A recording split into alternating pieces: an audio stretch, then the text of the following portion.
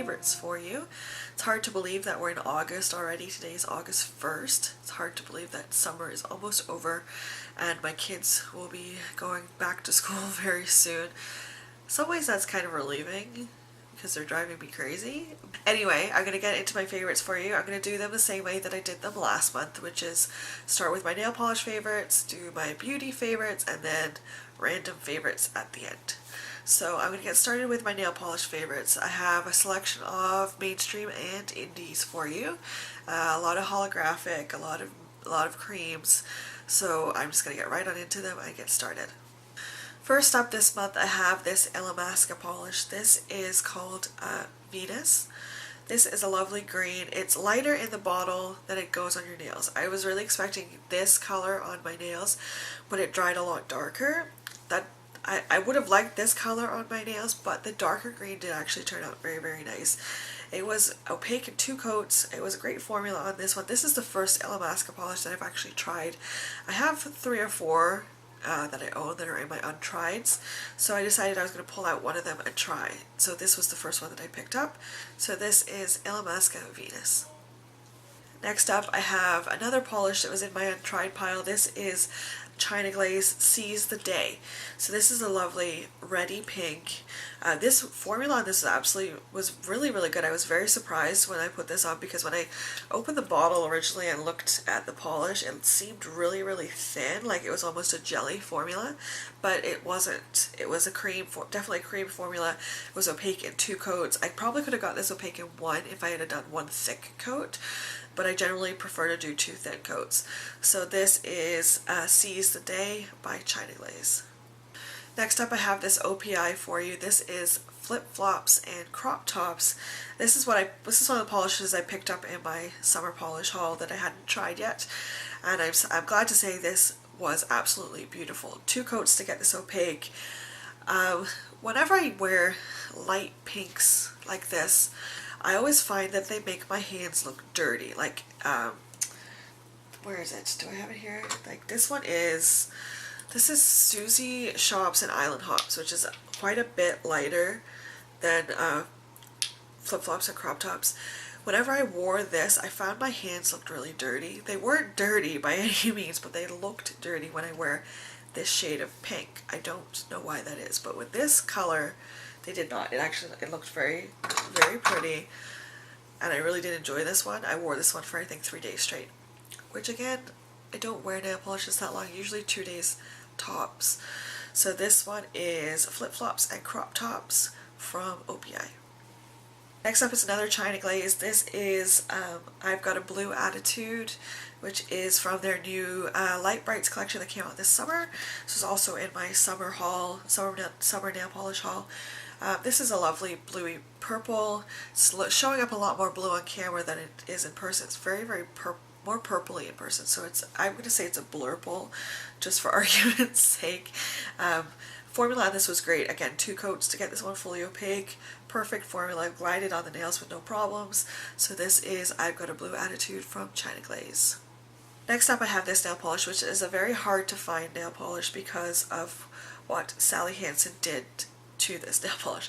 This is the original Pacific Blue from the Extreme Wear line.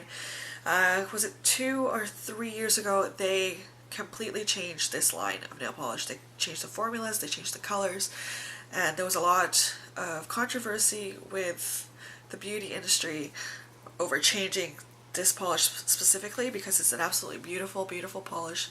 1 coat, absolute perfection. It glides on like butter. There's no issues applying this nail polish. The new version of this is a different color completely. It's very watery. 3 coats I think to get it fully opaque. I don't actually own it because the color, it's not my color.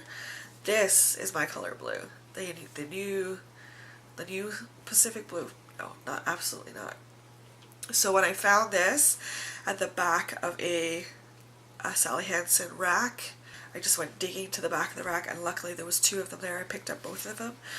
This is absolutely beautiful. If you can still find this, pick it up.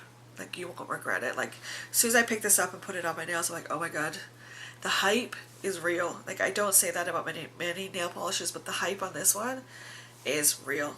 If you can still get this, pick it up. You won't regret it, I promise you. So this is Sally Hansen Pacific Blue. The last three polishes that I have for you are indies. The first one I have here is a Cupcake Polish. This is very good looking. This was what everyone was talking about last year. This was one of the hands down favorites from the indie community that came out last year, and for good reason, because the holographic in this nail polish is intense. It's absolutely stunning. It's a gorgeous, gorgeous purple, and the holographic that's in here it gives it a whole nother dimension. It's absolutely beautiful. So this, if you can get your hands on this, I got mine from Harlow & Co. when they were having a restock. I don't know if it's in stock right now, probably isn't, but if you can get your hands on this, I would highly recommend it. This is Cupcake Polish, very good looking. Next up is another holographic. This is a KB Shimmer. This is Peony Pincher. I featured this in my top 10 picks for summer with good reason, because it's an absolutely beautiful pale holographic pink. The holographic on this one again is very intense. It's absolutely stunning. Like this, it's just rainbows right now with me looking at it. It's beautiful. This one's 2 coats to get this fully opaque. Absolutely stunning formula, as with all of KB Shimmer's holographics. She does such a wonderful job. I highly recommend this if you can get it. Picked this one up from Harlow & Co. Again, I believe you should be able to get this one pretty easily. Cupcake Polish one, not as easily, but this one you should be able to get quite easily. So this is KB Shimmer Peony Pincher. The last of my nail polish favorites is this one right here, which is what I'm wearing on my nails today. This is Briar Rose from A. England. I've said before how much I love A. England because they have an impeccable formula. Every single one of her nail polishes that I own has a perfect formula. I've never had an issue with any of her formulas. This is a lovely pink, dark pink, leaning red, scattered holographic. It's absolutely beautiful. Like, the holographic in this is not as intense as the other two that I mentioned today, but it's subtle, it's girly, it's beautiful. Like, A. Englands are more expensive than some of the indies that are out there, but they're well worth it because I've never had an issue with any of their formulas. Highly recommend this one as well. So this is Briar Rose from A. England. I don't know if you watched my favorites last month, but I was talking a lot about this lipstick in particular. This is Marc Jacobs Kiss Kiss Bang Bang. This was in the Sephora birthday gift that they give you when it's your birthday.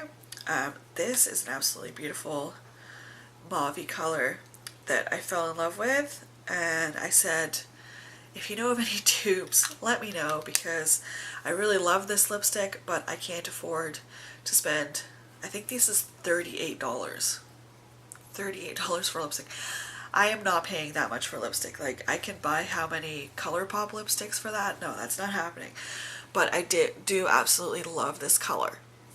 So I went on a hunt this month to find a dupe for this because I really want this in a full size, but like I said, I'm not paying $38 for it.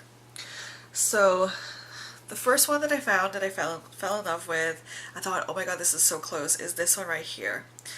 This is called Saucy Mauve from LOreal. Unfortunately, this one is a little bit more purple than Kiss Kiss Bang Bang.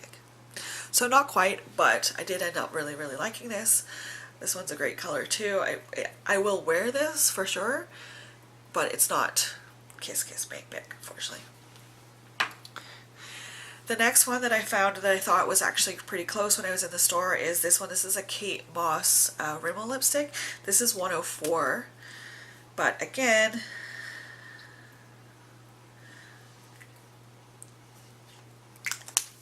not the same color. This is Kiss Kiss Bang Bang.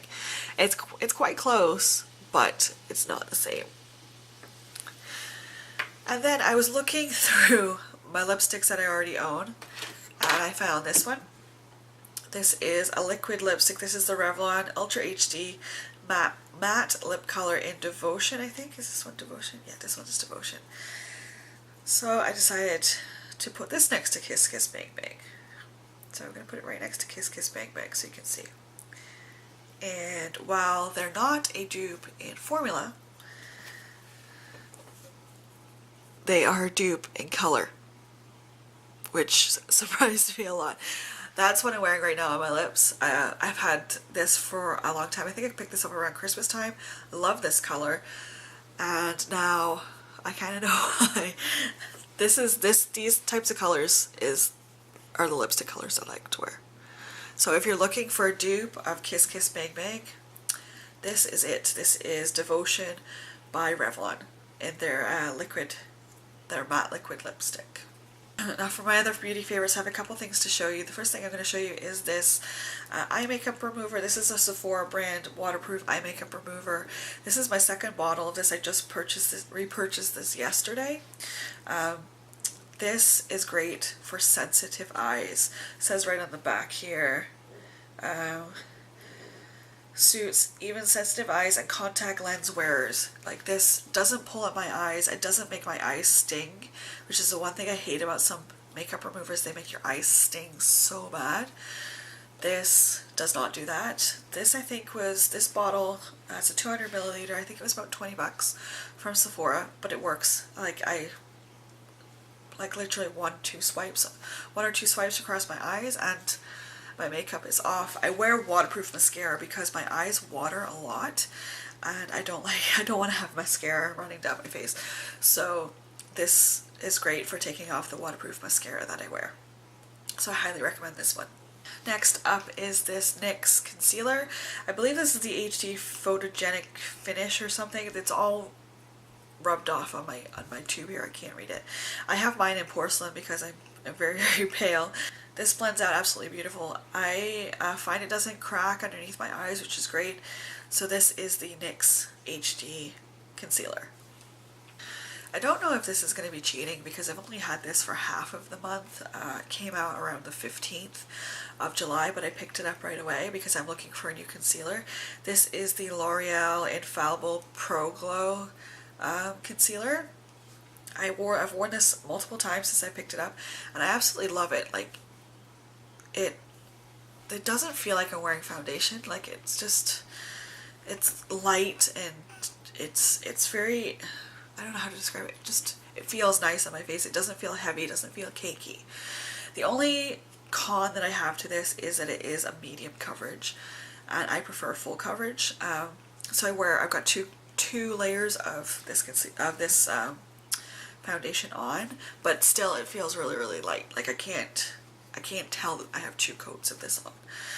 So this is, it's supposed to be radiant glow and all that kind of stuff. I don't know about that, but I do like the formulation of it. It feels really, really nice on my skin. But can I also ask, what is up with the pricing of drugstore foundations recently? Like, this was like 17 bucks. I remember when drugstore foundation was like $6. Like, why is it so expensive now? I don't understand. But anyway, I'm going off on a little bit of a tangent.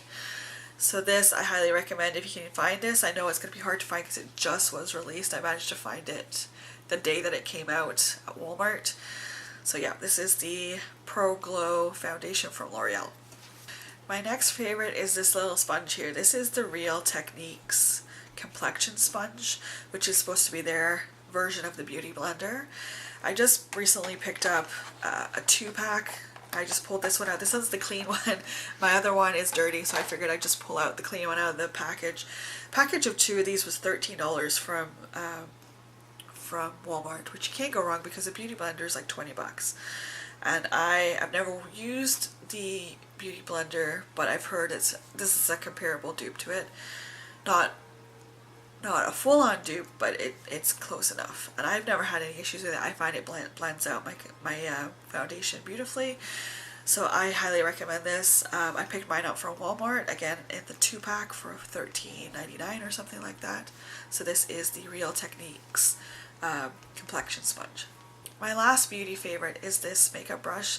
This is from Walmart. I don't have the budget available to be buying MAC or Sigma brushes. They're just way too expensive. I'd love to buy some Morphe brushes, but then I have to deal with shipping and I have to deal with duty coming across the border. So hopefully if I get to IMATS, I will pick up some Morphe brushes there. But for the time being, I am enjoying this brush right here. This is by the brand Still Spa Essentials, and this is the eyeshadow blender, which is basically a big fluffy brush. It's very, very soft. It blends out my eye makeup wonderfully. I have 3 of these. I really, really like this brush. It's a bit dirty, but this brush is great. If you're on a budget like me, this brush I think was $2. Can't beat that. And I find it blends out my eye makeup just as well as any other brush that I've tried anyway. This is the Still Spa Essentials eyeshadow blender. So now is the part of my favorites where I move on to my random favorites. So first off, I will talk about TV. Can we please talk about the Game of Thrones finale? Wonderful, amazing.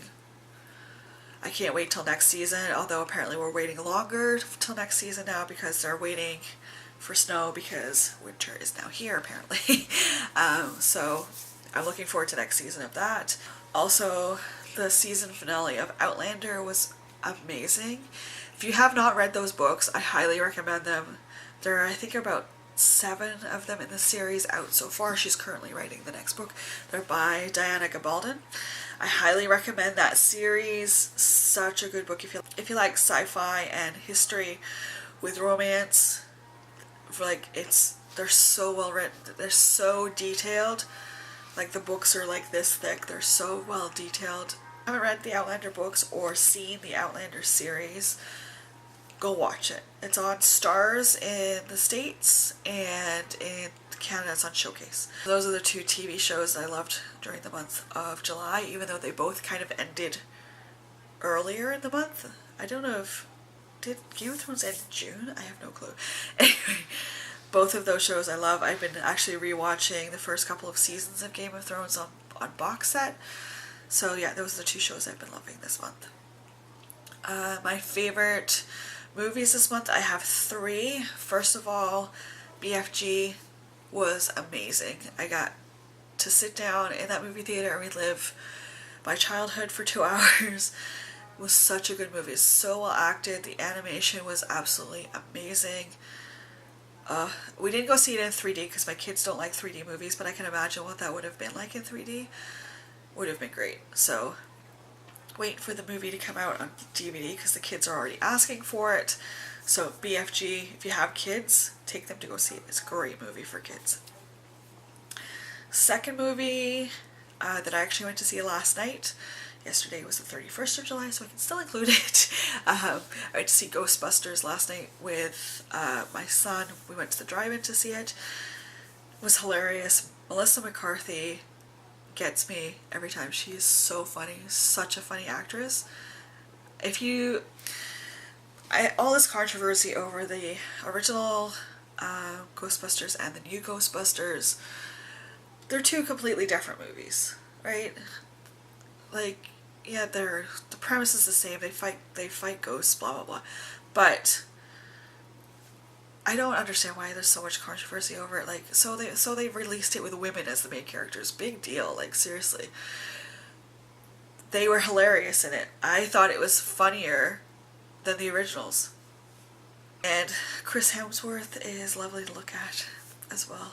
So my third movie of the month was Room, which I saw on the movie network. It was playing one night, so I taped it on my PVR and watched it. It was really, really good, really dark. It's about a woman who was kidnapped when she was young and had a kid while she was held in captivity, and this child is all he's known is living in this room. They managed to escape, and then it's them, you know, going back out into the world and trying to, you know, deal with the changes that have happened since she was locked into this room. And the boy has never known anything other than living in this room, so he's coming to terms with the world.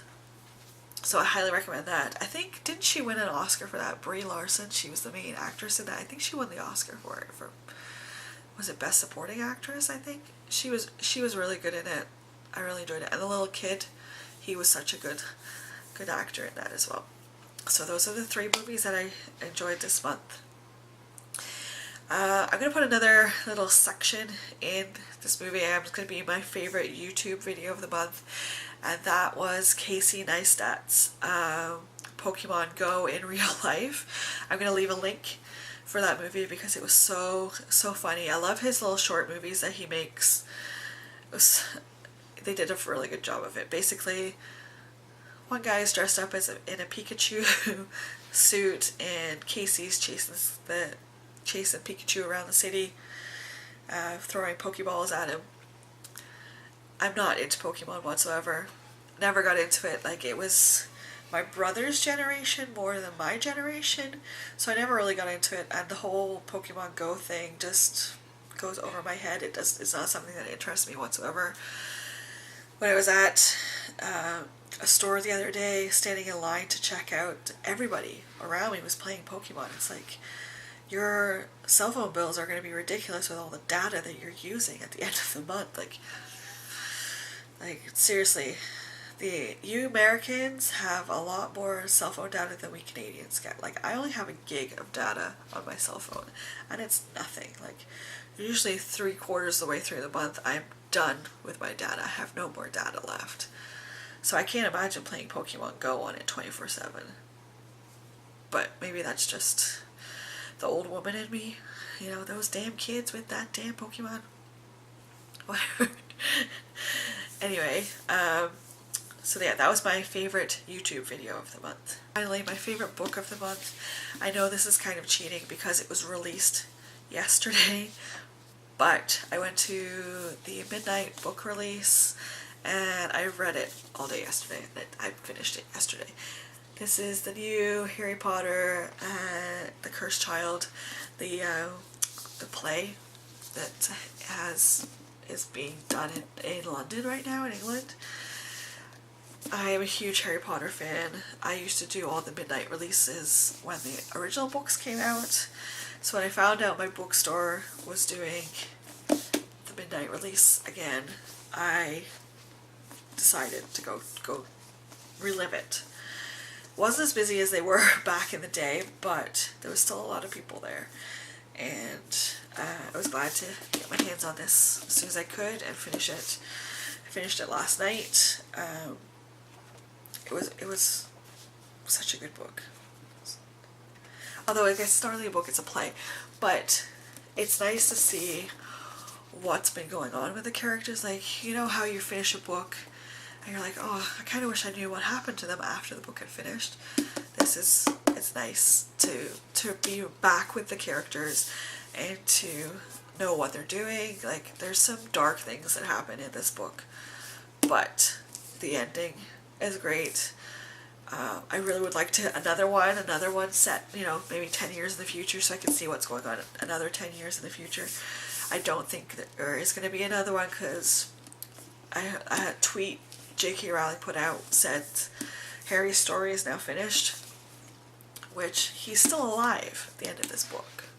So, you know, they could do something else with it. You never know. I would really like to see them do this in a movie, because there's because it's a play, so they have like the stage direction written in here. Some of the way that it's written, it's like, how would they do that on stage? Like, you know, with chairs flying all over the place and, you know, spells and all this kind of stuff. How would they do that on stage? Like, I'm probably never going to get to see this because it's in London, and I'm not planning on going to England anytime soon. So how would they do this? Like, it makes you wonder, right? So I'd love to see them do this in a movie so you can get the full effect of it. But I won't give it away. I'm not going to give any secrets, you know, hashtag keep the secrets. I'm going to let everybody else read this, have a chance to read it before I talk about it, because it was a great story, and I would hate for somebody to have ruined this for me. But I don't want to say too much because I'll give stuff away. It's a wonderful story. It's dark, it's funny, it's sad. You know, you laugh a little bit, you cry a little bit. It was great, and I'm so glad to have this in my hands, because the 14-year-old kid inside me still loves Harry Potter.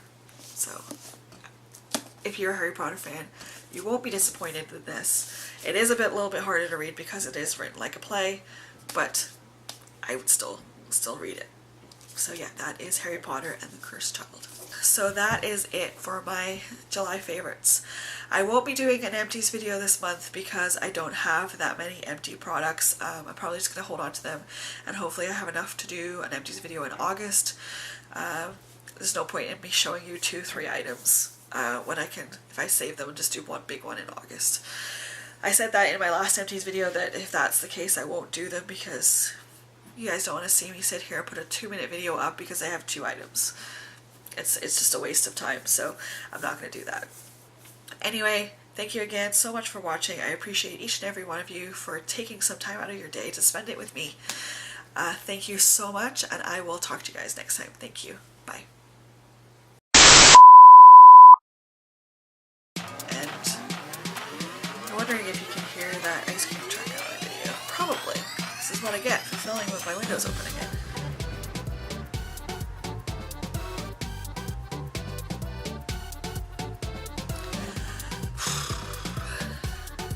I'm like giving away the whole plot of this movie, but it was so good. Like, it just...